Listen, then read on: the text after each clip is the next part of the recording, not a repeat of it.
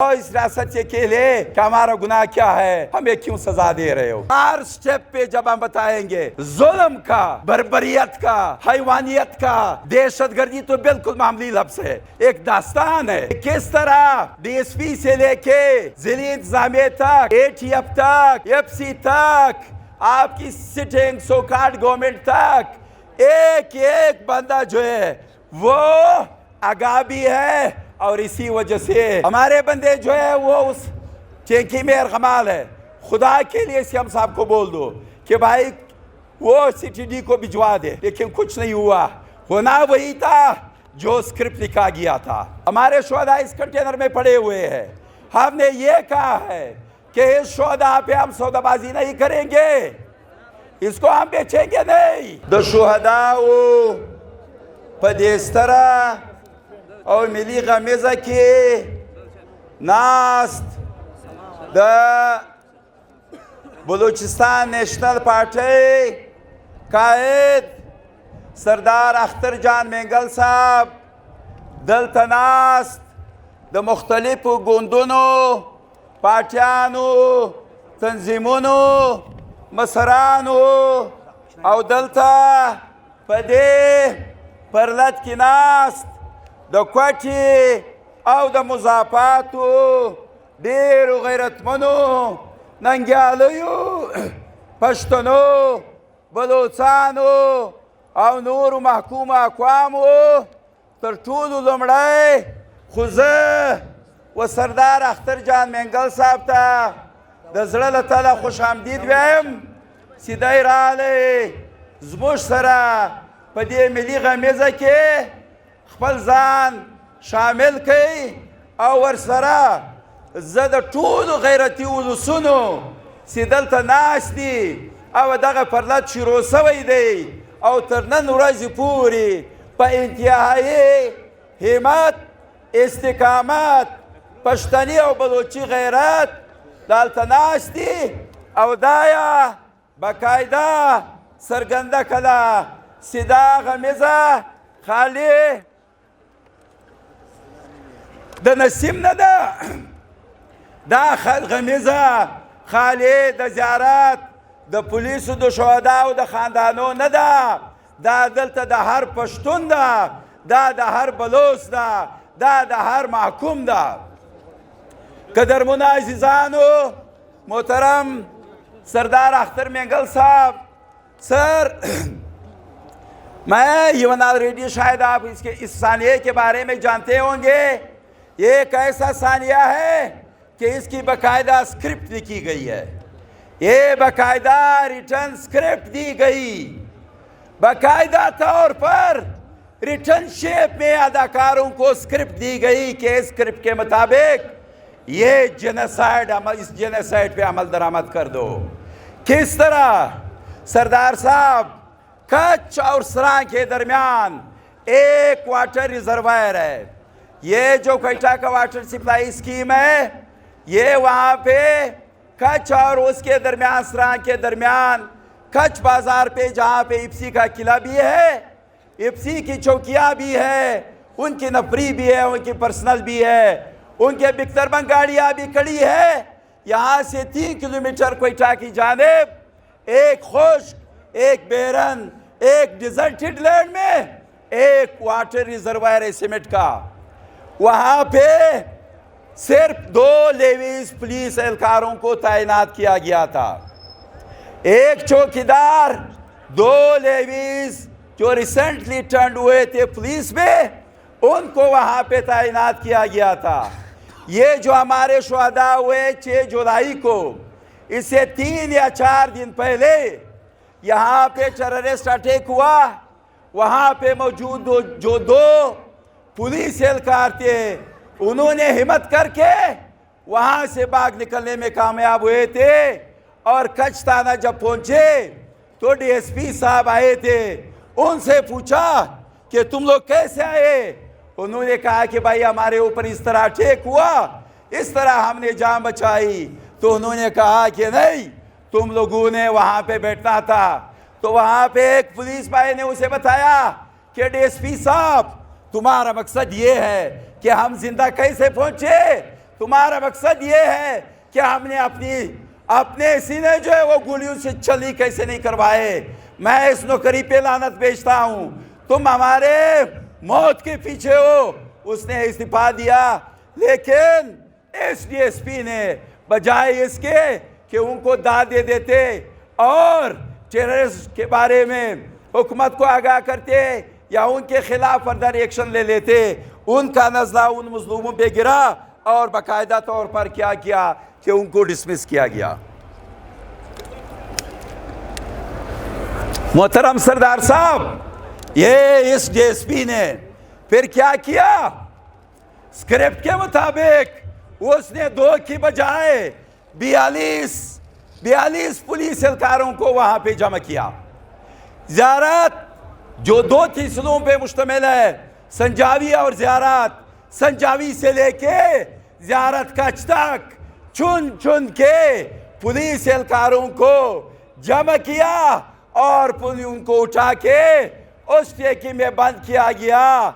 और then according to the written script, जो उनके किलर्स हैं, जो उनके प्रॉक्सीज हैं, जो वो उनको सपोर्ट कर रहे हैं, जो बैक्ड है from the state, from its agencies, उनको कहा गया कि भाई मैंने 42 एहलकारों को, उनमें से उनके कुछ गुट भी थे, आत्मा उनके बांध दिए हैं, उनको स्लाटर कर दो। फिर क्या हुआ सरदार साहब कि ये बुचर्स, ये दरिंदे, ये वाशी, ये जंगली, ये इनके लाए हुए लोग ये आए और हमारे 32 भाइयों को तेख कर दिया। उनके गर्दन काट दिए गए, उनके चेहरे मस कर दिए गए। लेकिन सरदार साहब, one important point to be noted वो ये है, अभी स्क्रिप्ट देख लीजिए कि वो डीएसपी साहब अगली सुबह कच्छ बाजार एक गनमैन के साथ सेफ एंड साउंड पहुंच गया। यानी उसको एक टास्क दिया गया था कि तुम जाओ इन पुलिस एहलकारों को वहां पहुंचाओ, फिर हम बुचर्स को कॉल करेंगे, तुम्हारी गारंटी है तुम सेफ एंड साउंड निकलेगा, तुम बच के निकलेगा, तुमको कुछ नहीं हुआ। और उसी तरह हुआ। सरदार साहब इस धरने में बैठे हुए हमारी बहनें और भाइयों, फिर ये जो बुचर है डीएसपी जिसने स्क्रिप्ट अमल दरामद किया था, ये बजाय इसके कि इसको मतल कर देते, उसको एसपी के भी इख्तियारात दिए गए। आज वो ज़ियारत में बैठा हुआ है, एसपी और डीएसपी दोनों के पावर्स एक्सरसाइज कर रहे हैं। तो इसका मतलब ये है कि इसको मजीद ये टास्क दिया जाएगा कि एक मक्तल तश्कील देने में तो तुम कामयाब हो गए हो, अभी दूसरी की तैयारी करो। सरदार साहब उसके बाद क्या हुआ? हर स्टेप पे जब हम बताएंगे जुल्म का, बर्बरियत का, हैवानियत का, दहशतगर्दी तो बिल्कुल मामूली लफ्ज़ है।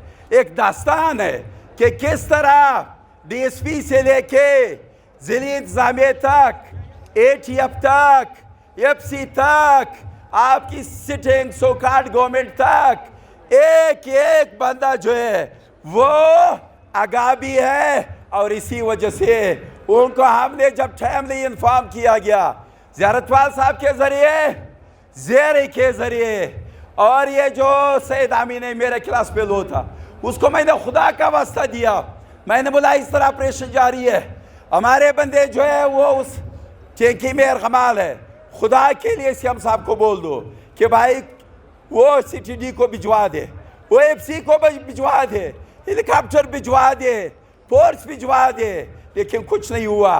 होना वही था जो स्क्रिप्ट लिखा गया था। सरदार साहब फिर जब ये ऑपरेशन शुरू था, हमारे बंदे अरगमाल थे, सामने वाशी, उनके पाले हुए कारिंदे दरिंदे वो मूव कर रहे थे, उनकी जानिब आ रहे थे। हमने उस 7-8 ये जुजली इंतजाम है उनसे कहा, वो ठस से मस न हुए। फिर हमारे गांव वाले आए, उन्होंने एफसी वालों को कहा कि खुदा के लिए आपके पास सब कुछ है, गाड़ियां भी है, बिख्तरबंद भी है, असले भी है, ट्रेनिंग भी है, भाई आप लोग जाए। वो नहीं मूव है। एटीएफ वालों को कहा, उन्होंने हरकत नहीं की। एंटी टेररिस्ट को कहा, वो उन्होंने कुछ नहीं किया। फिर ये हमारे गांव वालों ने कहा कि भाई हमें मूव करने दे, लेकिन उनको भी रोका गया। कब तक? जब ये स्क्रिप्ट मुकम्मल हुआ, हमारे प्यारों को हमसे अलहदा किया गया, फिर उसके बाद वो गए कि भाई इतनी कैजुअल्टीज हुई है।